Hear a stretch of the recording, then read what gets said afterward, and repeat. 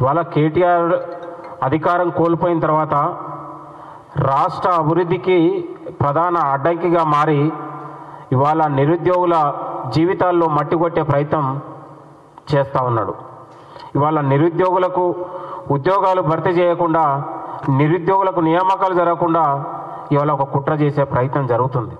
ఎందుకు జరుగుతుందంటే, ఇప్పుడు 15 నెలల తర్వాత తెలంగాణలో ఒక ఆందోళన కానీ, ఒక పోరాటం కానీ, ఒక దీక్షలు లేని ఒక తెలంగాణను మనం నిర్మించుకున్నాం.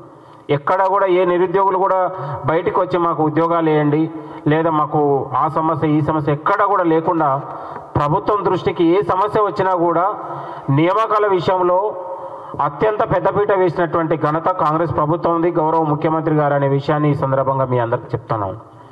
ఇవాళ 10 ఏళ్లలో జరగని నియామకాలు ఒక 15 నెలల్లోనే జరిగిన విషయాన్ని మీ అందరికీ తెలుసు. ఇవాళ గ్రూప్ 1 ఆపడానికి, అనేక పోటీ పరీక్షలు ఆపడానికి కేటీఆర్ శత విధాల ప్రయత్నం చేసినా ఇవాళ న్యాయస్థానాలు కానీ, ప్రజలు కానీ, నిరుద్యోగ యువత కానీ ఇవాళ కాంగ్రెస్ ప్రభుత్వం వైపే ఉందనడానికి ఇవాళ జరిగిన పరీక్షలు కావచ్చు, మనం చేపట్టినటువంటి నియామకాల భర్తీ కావచ్చు.